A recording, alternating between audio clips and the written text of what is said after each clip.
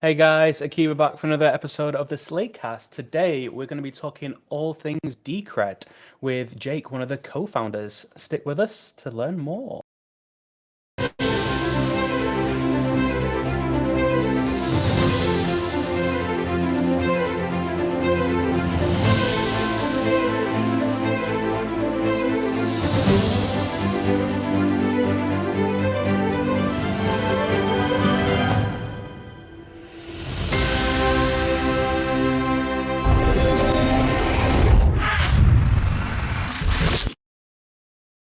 Let's welcome Jake into the studio. How are you doing, my friend? Quite well yourself? Yeah, not too bad. Just trying to navigate this bear market as we all are at the moment. It's interesting times. But let's forget FTX for a moment and let's just talk crypto fundamentals, infrastructure. For anyone that's not aware of the Decred project, could you give us like an Eli 5 sort of explanation about the blockchain? Sure thing. So, what we focus on is we really focus on a handful of things, and we try to do our best at a variety of things. So we focus on sovereignty, privacy, a network treasury, and then freedom. Really freedom of movement. And I feel like there's a lot of different aspects that covers. And we've been in production since February 2016, and a lot of us who are on the dev side of things, that's me. I'm sort of like the project manager for the back end development work. I've been working in the Bitcoin space since 2013, and then I stopped and got kind of fed up and cut over to Decred in 2016, and that's how we got here. And it's we focus more on things like, instead of just proof of work, we add proof of stake, and we focus on sustainability so that we can keep developing. And then we also care a lot about privacy. So we keep people's assets private so that it's not trivial to follow people across the blockchain and figure out everything they own. I think when you think of privacy in the blockchain space, quite often the first name that people go to is something like Monero. What's the sort of some of the key differences between sort of your approach to privacy and the approach for something like Monero? Sure thing. So Monero they use what is it? Ring CT as sort of the basis of their privacy technology. Ring CT combines ring signatures and then confidential transactions, and those techniques are very powerful, but they have some notable issues. Like one of them being that with ring signatures, you can't tell if an output is ever actually fully spent. So that creates an issue with retaining data on the blockchain. So even though there are some very powerful things about the technology that Monero uses, one of the major shortcomings is that they can never actually prune their blockchain. So they do some marketing stuff to sort of market around it and suggest that their sharding is actually pruning, but it's actually sharding. But that technology is powerful, but something that I think is really super important for any blockchain technology when it comes to privacy is asking the question 10, 20, 30 years from now, can we prune the blockchain? If we can't prune the blockchain, we need to keep every transaction ever, indefinitely, and that isn't a very sustainable way to address anything on the blockchain. So what we did is we made it so that we found what we considered the best option to give privacy that was prunable. So we didn't add ring signatures, and we didn't use a broader zero knowledge proof system, sort of like Zcash has done.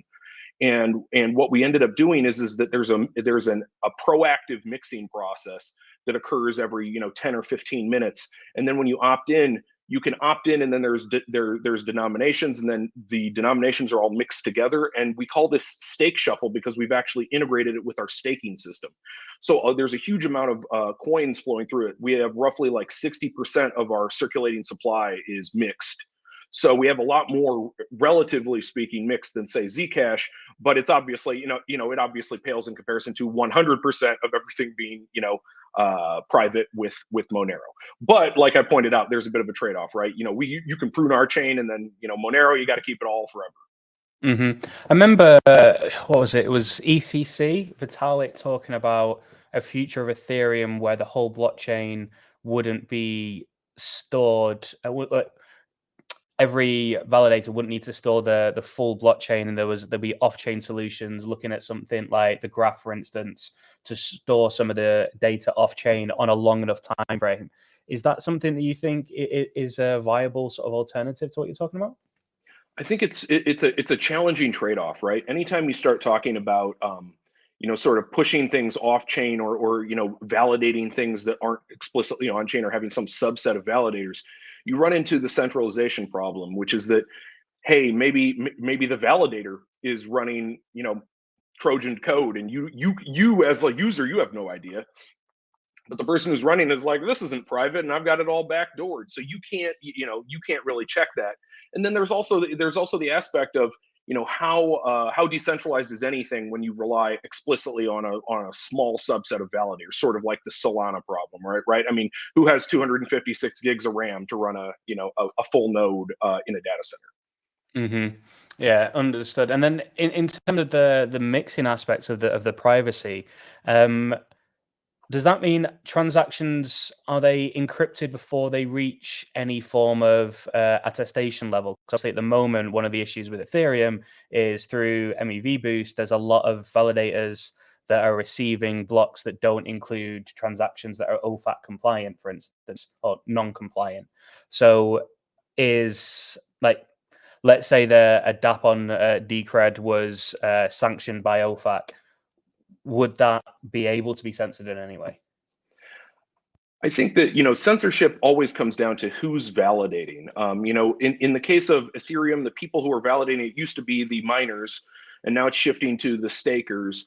And in the case of Decred, we actually have both. We have miners and we have stakers. Mm-hmm. So it's conceivable that either one of these groups could, if they were so inclined, en masse, censor certain transactions by basically not including them in blocks. But at least in the context of Decred, if someone was censoring, the people who create the blocks in Decred are the miners. So if the miners wanted to not include transactions, what we could do is we have the stakeholders sort of have I know this is an overloaded verb lately, but they have a trump card to play over the miners, which is that stakeholders can not validate a block that was mined by miners. So that, for example, if the miners are censoring and the stakeholders are like, oh, we don't agree with this, then they can just not build on that block and not validate that block.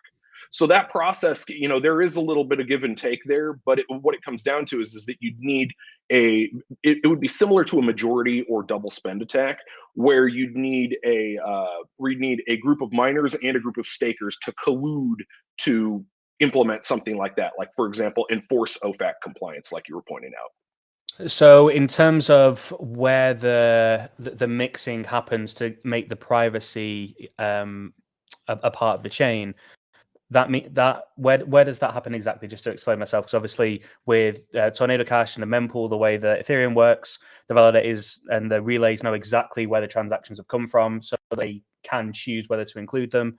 At what point do they get sort of lost, so to speak, so that it's not easy to decipher? So maybe I'll just give a real quick overview of how it works in our case. What we have currently is there's a centralized server which acts as sort of a dumb message board, and then everyone connects to it as peers, and then they subscribe to certain denominations. So like, let's say we're just talking about one denomination, which is, say, the ticket denomination, because tickets are how our stake system works. A bunch of people want to buy tickets, and so they subscribe for the ticket denomination. There might be 10, 20, 30, 40 peers. And then when a timer fires, everyone initiates and runs effectively a coin shuffle plus process, where the inputs, everyone can see everyone else's inputs, but you can't tell, even if you're the NSA or somebody who's tracking all the network connections inbound to this mixing process, you can't track which outputs are controlled by which peers in the mix. So that's how our process works. And then when in terms of enforcement, it's conceivable that you could go to the server operator and try to force them to do things that were OFAC compliant. But that, of course, assumes that you can assign taint to any of the inputs in the first place. But in our case, what we're actually working towards and hoping to do for our next major release is that we're replacing the centralized server with a peer-to-peer mesh. So that instead of it being a server that handles or coordinates the mixes, it's a P2P mesh, and then there's really no single point you can go to and enforce whatever kind of regulations.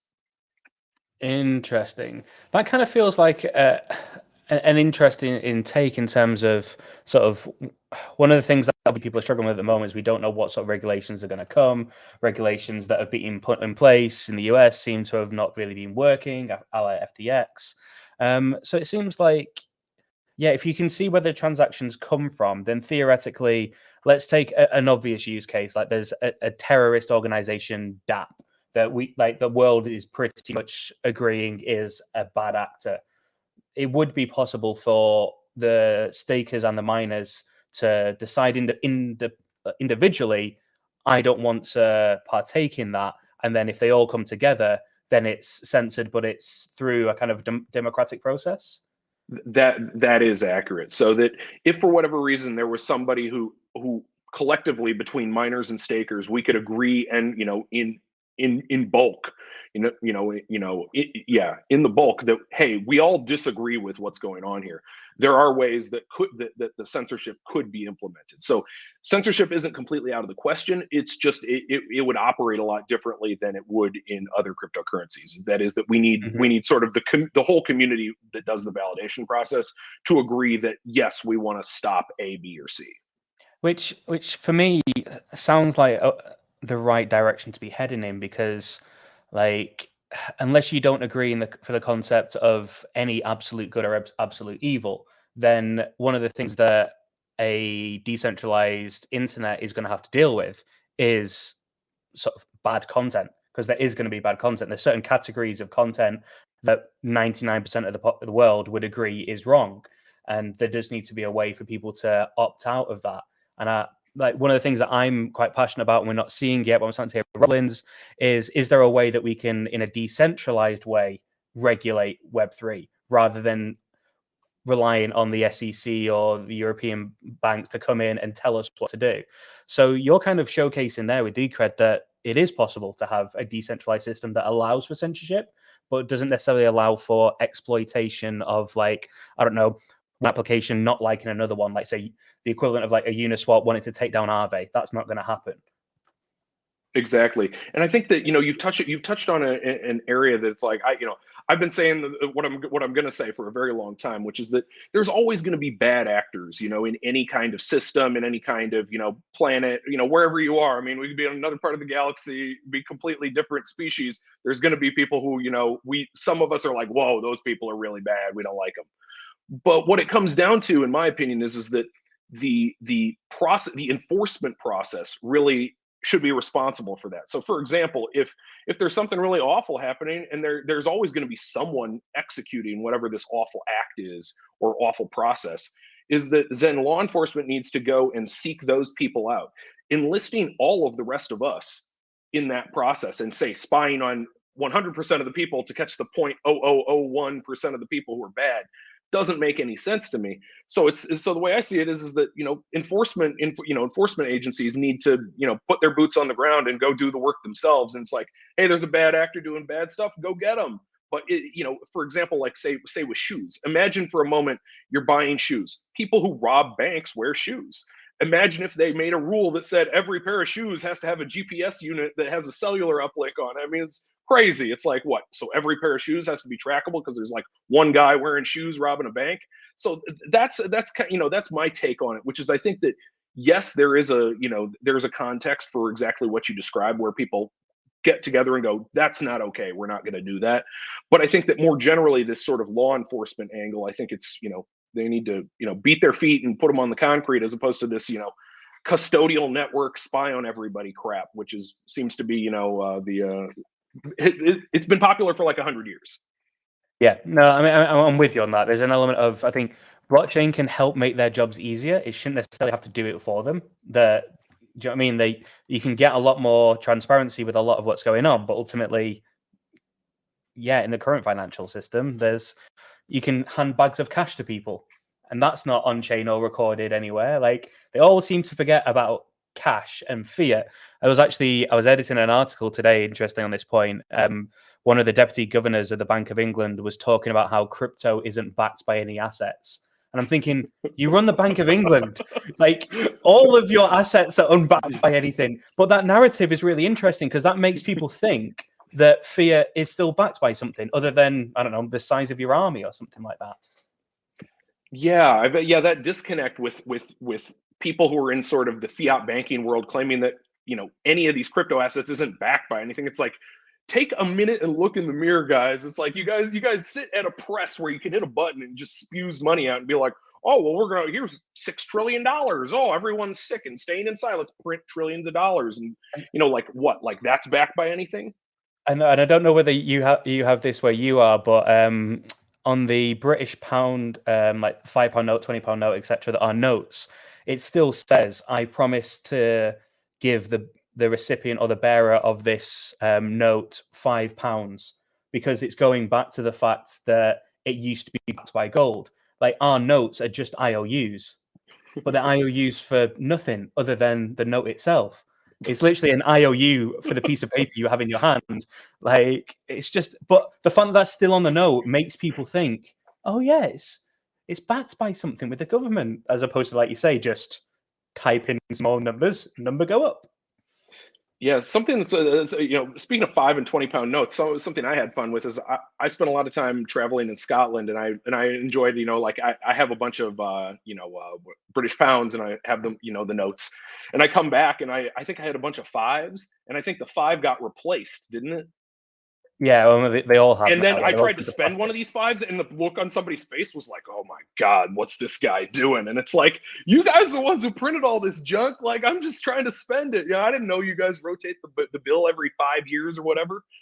So Yeah, that no, was they that, just that, they, that they was just fun. follow the rest of the world and went plastic with everything. Um, So I think it's really interesting that you've sort of utilized this proof of stake and proof of work element. And I was going to ask kind of how that sort of means in practice. And you've already sort of mentioned how the fact that the two sets basically creates some checks and balances within the ecosystem. Are there any other benefits to having both in play? So when we launched, what we did is that we had a split between proof of work and proof of stake of 60% and 30% in terms of block reward. And that worked fine for a while, but something that interesting that came up, you know, say last year was that, or over the last year, excuse me, was that we found that basically the miners had accumulated a massive, and I mean massive, I mean quarter or a third or a half of the circulating supply of Decred, Yeah. and they had accumulated this huge amount. So we actually ended up changing the subsidy split from 60/30, you know, mining, staking to what is it, 10/80, so 10% mining and 80% staking. Mainly because the miners just, they didn't really participate in the, you know, in the ecosystem, and all they seem to want to do is dump on the markets. So we ended up changing that. And something that's come out of that is that there's a couple sort of really useful things that I consider about mining, that as much as there's all this talk about transitioning to pure proof of stake, there's a couple things about mining that I think are super useful. And you know, this is as a result of me talking to some of my developers. Is one of them is headers. So you know how when you publish a block and then you're like, hey, this is my new block. One of the things that every node has to do is it has to check, is this a valid block that somebody is publishing, right? So what people will do is they'll publish a header of the block, so you can check the header, and then maybe the block shows up a little bit later, and then hey, it looks all good. Well, one of the challenges with pure proof of stake is checking the signatures on a pure proof of stake system block actually takes a lot longer and takes a lot more compute resources than it does for proof of work. So proof of work is really nice because it has a very low context, setting where you can check that hash, you can check, you know, the nonce, and you can check the header. The header hash matches out, and you can't do that with proof of stake. You need to know which voters are supposed to vote and all that. So that's one of the things that we found is actually really useful about proof of work. And the other thing that we found is SPV. So you know, what is it? Simple payment verification. The idea that you can have a wallet that's nominally secure, but you don't need to download the whole chain, right? You can do SPV proofs of each block security, and then you can have a wallet that doesn't rely on a centralized server. And so that's the other context where proof of work, I think, is really, it's super useful. So but those are two main areas, is that the headers and then SPV are two places where having proof of work instead of pure proof of stake is a real big winner. But what we've sort of come to see is that the mining industry is not nearly as decentralized as I think a lot of other ecosystem participants would have you believe. Interesting. So one of the other areas I wanted to touch on is you mentioned it earlier on, is the Decred treasury. So I think it was back in March I was reading an article where you said that the treasury gives you, and I quote, censorship resistant means to fund growth. So I just wanted to ask, like, what's the current state of the treasury? What's the health of it? What are you currently using it for? Sure. Yeah. So 10% of every block from launch back in 2016 has gone into this treasury. Initially, the treasury was it was a 3 of 3 multi-sig treasury, and it was administered by a meat space corporate entity. And that has since ended. And now what we have is we have a full-on network treasury, and it's a network treasury in the following sense.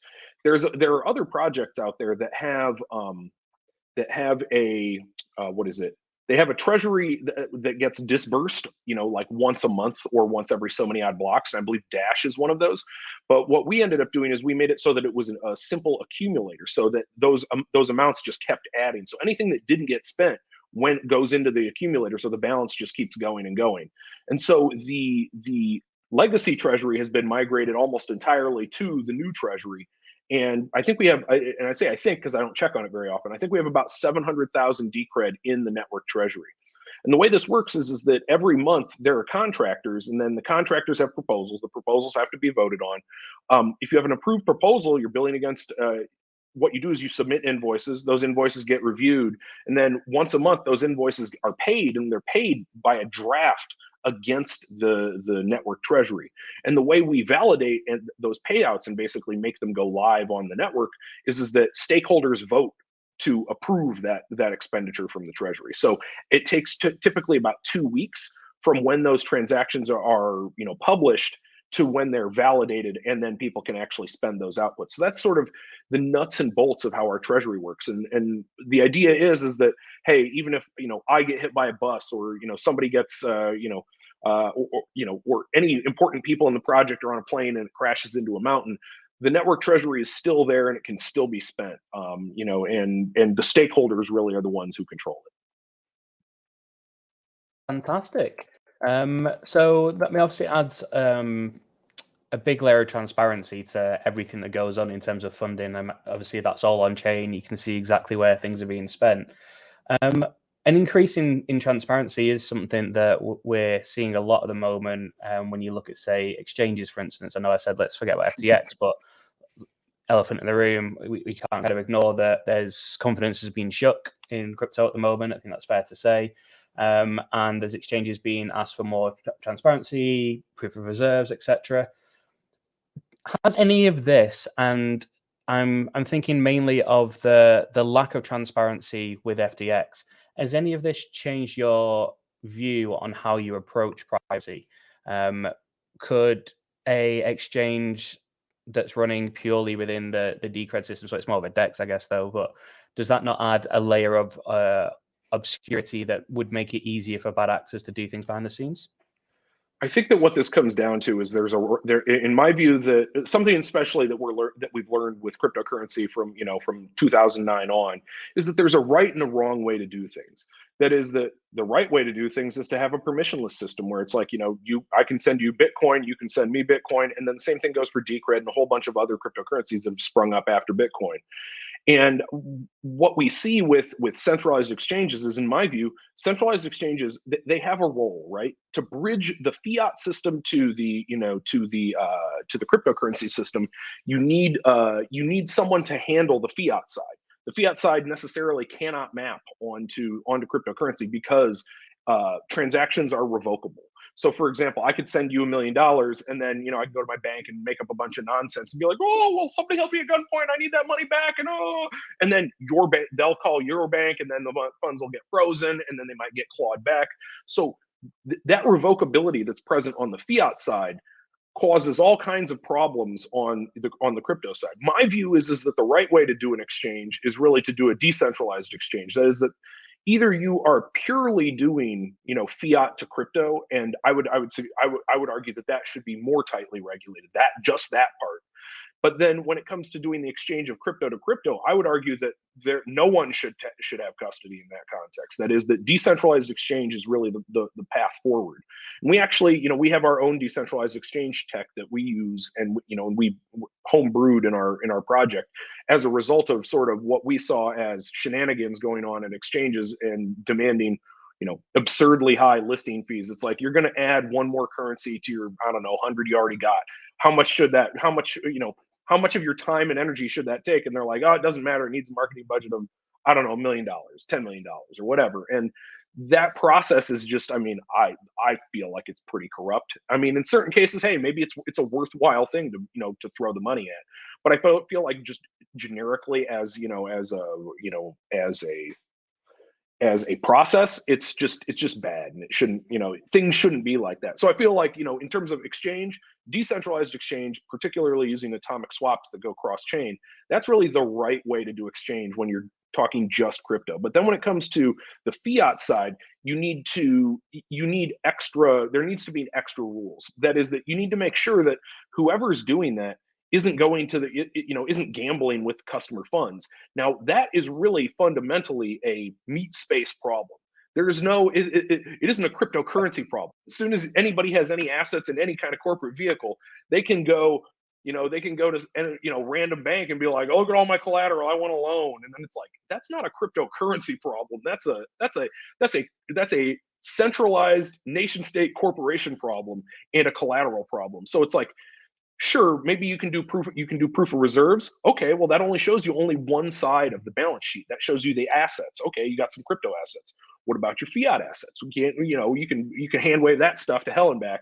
And then it's the same thing on the liability side. It's like, on the liability side, I mean, how, you know, if the loans, you're not typically going to be borrowing cryptocurrency unless you're like a, you know, a trader or something. A lot of people end up borrowing fiat. And so it's like, okay, well, you're going to borrow that. It's like, how do I know if that's on chain or not? Or how do I know if there's proof or not? So it's a touchy area, you know, from a regulatory standpoint. I know there's people who are like, there needs to be more regulation in crypto to prevent this. And it's like, this is not a crypto problem. This is a, you know, meat space company problem. I'm completely with you on there. I think it's really unfortunate how deeply tied to crypto, sort of FTX, Celsius, Voyager, maybe Genesis. Oh, maybe yeah, Genesis. Things have gotten real quiet over there. It's going to be interesting to see what happens. Yeah, indeed. Like you say, none of the actual problems were anything related to blockchain technology.